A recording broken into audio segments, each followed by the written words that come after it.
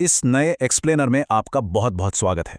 आज हम एक ऐसी प्राचीन दार्शनिक पहेली को सुलझाने वाले हैं जिसके तार व्याकरण और न्यायशास्त्र से बहुत गहरे जुड़े हुए हैं। मीमांसा दर्शन के अवेष्टि अधिकरण पर आधारित आज की हमारी यह चर्चा सिर्फ किसी पुरानी किताब को पढ़ने के बारे में नहीं है, बल्कि यह समझने की एक बड़ी ही रोमांचक यात्रा है कि कैसे प्राचीन भारत में भाषा और व्याकरण के सख्त नियमों का इस्तेमाल करके बड़े बड़े कानूनी और सामाजिक सवालों के जवाब दिए जाते थे। तो चलिए बिना किसी देरी के इस ऐतिहासिक और तार्किक रहस्य में गोता लगाते हैं। कहानी की शुरुआत होती है एक बहुत ही बुनियादी वैदिक नियम से।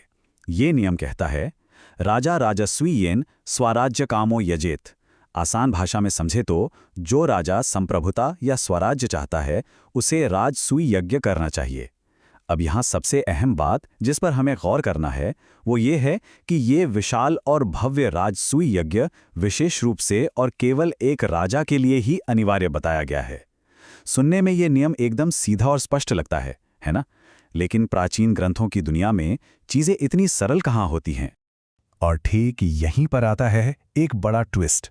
राजसूय यज्ञ के इसी वर्णन के बीच मूल पाठ अचानक अवेष्टि नाम के एक और अनुष्ठान की बात करने लगता है। यहाँ लिखा है कि अगर ब्राह्मण अवेष्टि करे तो आहुति का क्रम अलग होगा, क्षत्रिय करे तो अलग और वैश्य करे तो अलग। अब ये तो सीधे सीधे टकराव वाली बात हो गई ना।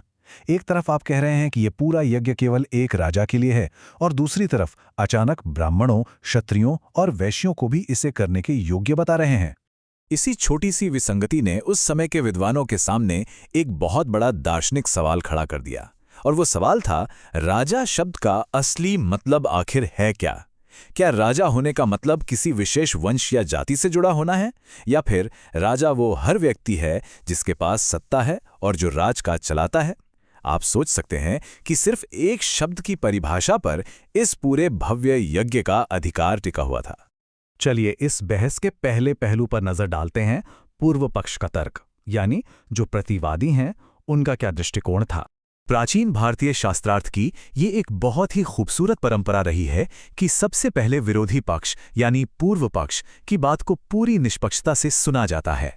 और सच कहूं तो पूर्व पक्ष का तर्क काफी व्यवहारिक और लॉजिकल लगता है। उनका कहना है कि राजा शब्द को किसी के कर्म से परिभाषित किया जाना चाहिए। उनके हिसाब से राज्य कर्तृत्व ही राजा होने का आधार है। इसका सीधा सा मतलब है राज्य चलाना या शासन करना, यानी जो भी व्यक्ति राज्य की रक्षा कर रहा है और शासन चला रहा है वही राजा है, चाहे उसकी पृष्ठभूमि कुछ भी हो।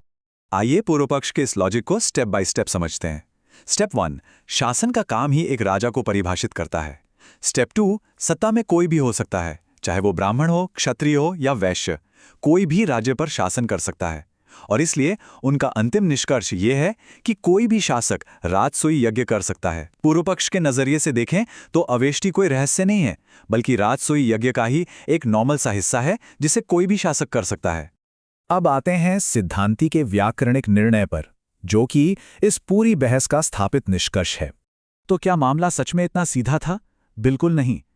अब देखिए कि कैसे प्राचीन काल में कानूनी और सामाजिक परिभाषाओं को तय करने के लिए व्याकरण को सबसे बड़ा हथियार माना जाता था।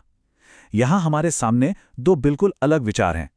एक तरफ पूर्व पक्ष है जो डंके की चोट पर कहता है कि शासन का काम ही किसी को राजा बनाता है, और दूसरी तरफ सिद्धांती हैं जिनका मानना है कि राजा की उपाधि कर्म से नहीं बल्कि क्षत्रिय पहचान से जुड़ी है।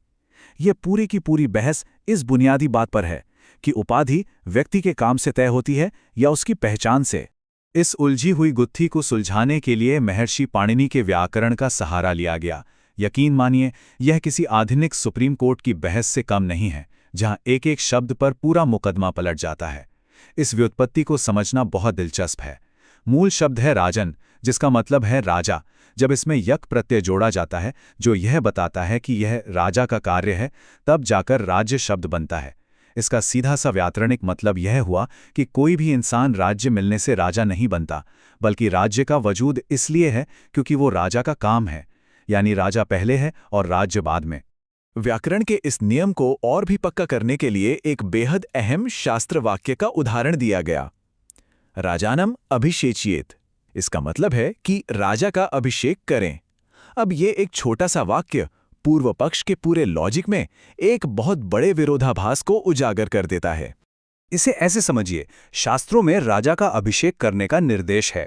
इसका सीधा तार्किक अर्थ यह है कि अभिषेक होने से पहले ही वो व्यक्ति राजा है। अगर शासन या राज्य मिलने से कोई राजा बनता तो अभिषेक से पहले उसे राजा कहा ही नहीं जा सकता था। यह इस बात का पक्का सबूत है कि राजा होने का दर्जा राज्य मिलने से बहुत पहले ही उस व्यक्ति के पास मौजूद रहता है। इस निष्कर्ष को बिल्कुल सॉलिड बनाने के लिए प्राचीन शब्दकोशों और स्मृतियों के अकाट्य प्रमाण भी पेश किए गए। याद रखिए, ये उस समय के सर्वोच्च कानून थे। मनुस्मृति एकदम साफ शब्दों में कहती है कि शासन और रक्षा करना क्षत्रिय के मूल काम है। अगर कोई दूसरा वर्ण शासन करता भी है तो उसे राजा कहना केवल एक लाक्षणिक या दिखावटी प्रयोग है, वो असल में राजा नहीं है। उस दौर के शब्दकोशों में भी राजा शब्द को सीधे सीधे क्षत्रिय और नृप का पर्यायवाची बताया गया है। इससे ये पूरी तरह से साबित हो जाता है कि उस समय की कानूनी भाषा में राजा का मतलब सिर्फ और सिर्फ क्षत्रिय ही था। अब हम अपने इस एक्सप्लेनर के आखिरी हिस्से की तरफ बढ़ते हैं। अवेष्टि एक स्वतंत्र कार्य। चलिए अब उस अनुष्ठान की विसंगति को पूरी तरह से सुलझाते हैं। अब जबकि ये साबित हो चुका है कि राजा शब्द केवल क्षत्रिय के लिए है और राजसूय यज्ञ भी केवल उसी का अधिकार है, तो हम अपने उस शुरुआती रहस्य की तरफ वापस लौटते हैं। सवाल वही है, अगर राजसूय विशेष रूप से क्षत्रियों के लिए है, तो पाठ अचानक ब्राह्मणों और वैश्यों को अवेष्टि अनुष्ठान में कैसे शामिल कर लेता है? और यहीं पर व्याकरण का वो शानदार निर्णय इस पूरी पहेली को सुलझा देता है। दरअसल अविष्ठी यज्ञ की प्रकृति पूरी तरह से इस बात पर निर्भर करती है कि उसे कौन कर रहा है। जब कोई क्षत्रिय इसे करता है तो ये अंतःक्रतु बन जाता है, यानी राजसूय यज्ञ का एक अनिवार्य आंतरिक हिस्सा। लेकिन जब कोई ब्राह्मण या वैश्य इसे करता है तो ये बहिर्क्रतु कहलाता है। इसका मतलब है कि ये राजसूय से बिल्कुल अलग एक स्वतंत्र अनुष्ठान है, जो किसी खास इच्छा जैसे अन्न प्राप्ति के लिए किया जाता है। कमाल का समाधान है ना?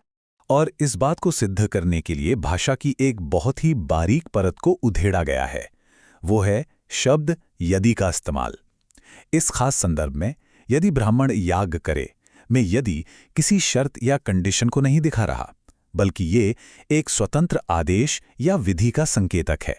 ये साबित करता है कि यहाँ एक बिल्कुल नया और अलग अनुष्ठान स्थापित किया जा रहा है, न कि उसे राजसूय का हिस्सा बताया जा रहा है। तो ये पूरा विश्लेषण हमें क्या सिखाता है? यही कि मीमांसा के वो प्राचीन विद्वान किसी टॉप क्लास व्याकरणिक जासूस से कम नहीं थे। उन्होंने भाषा की जड़ों और शब्दों की उत्पत्ति का बिल्कुल निष्पक्ष तरीके से इस्तेमाल किया और ये साबित कर दिया कि अविष्टि एक स्वतंत्र कर्म हो सकता है, और इस तरह ग्रंथों में मौजूद उस बड़े विरोधाभास को हमेशा हमेशा के लिए खत्म कर दिया। हमारा आज का ये एक्सप्लेनर एक बहुत ही गहरे विचार के साथ खत्म होता है।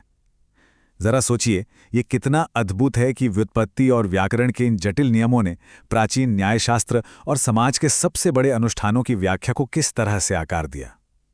उस दौर में भाषा केवल बातचीत का जरिया नहीं थी, भाषा ही कानून थी और भाषा ही सत्य को परखने की अंतिम कसौटी थी। इस दिलचस्प और ज्ञानवर्धक सफर में हमारे साथ जुड़ने के लिए आपका बहुत बहुत धन्यवाद। अगली बार ऐसे ही किसी नए और रोमांचक विषय के साथ आपसे फिर मुलाकात होगी।